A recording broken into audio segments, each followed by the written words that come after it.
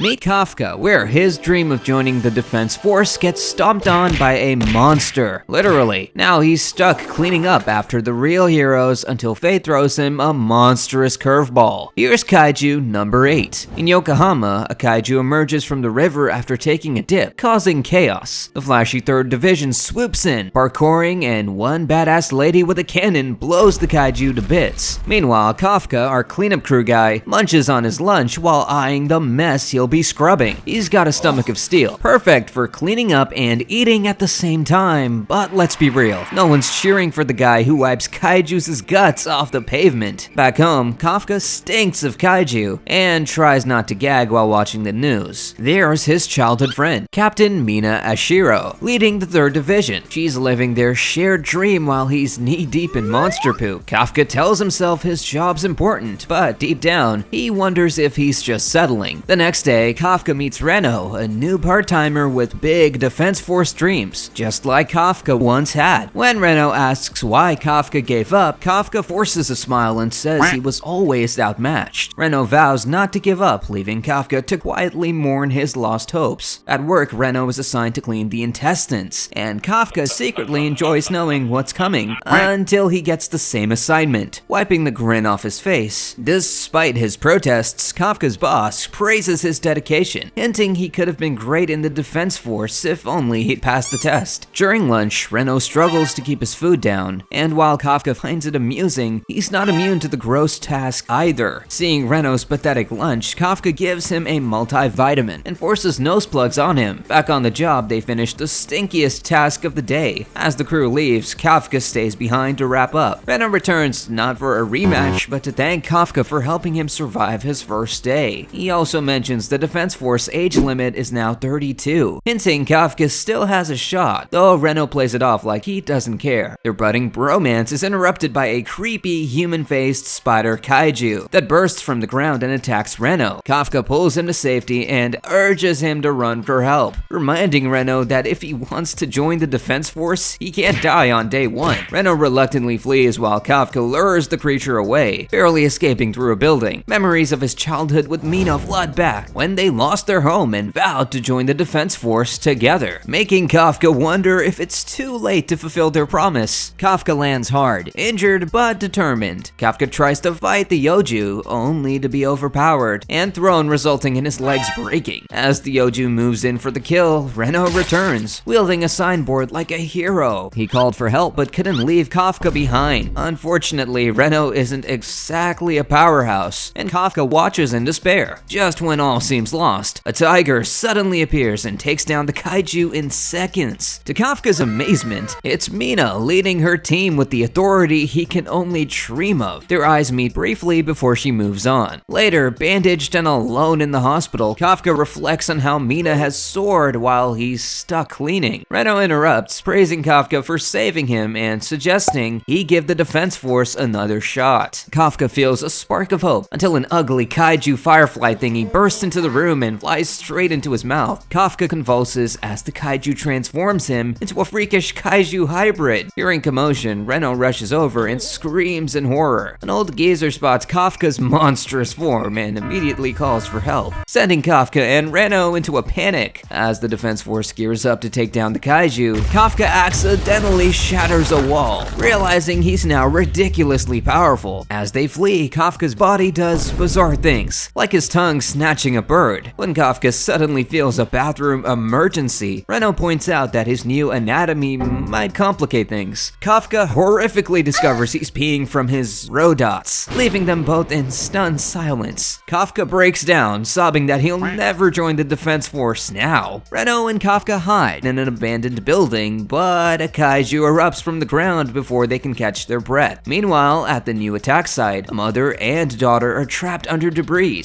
Just as kaiju is about to attack the girl, Kafka swoops in, delivering a punch that sends the kaiju flying. Shocked by his newfound strength, Kafka quickly shifts focus to help the trapped mother. His attempt at a reassuring smile terrifies the child, until Reno arrives to calm her down. Kafka lifts the slab and Reno carries the mother to safety. With one more punch, boom, the kaiju explodes, raining blood everywhere. As Kafka, now looking like a horror movie extra, turns to leave, the little girl thanks him, reminding him of his his promise to Mina. His face briefly reverts to human, and he tells Reno he can't give up on his dream of joining the defense force. When Mina arrives, she's stunned by the carnage. Comforting the girl, she's puzzled to hear about the good kaiju that saved them. 3 months later, Kafka is now known as Kaiju No. 8 and is a wanted monster. Though Reno has kept a secret, one day Reno gets their defense force exam results and is thrilled that they both passed the first round. He rushes to tell Kafka, but not before drop-kicking him for exposing himself in kaiju form. Kafka isn't thrilled, knowing he usually bombs the second round, and Reno worries if Kafka can control his transformations during the test. On exam day, they arrive ready to go, but things take a turn when a bratty candidate, Kakoru Shinomiya, calls Kafka an old man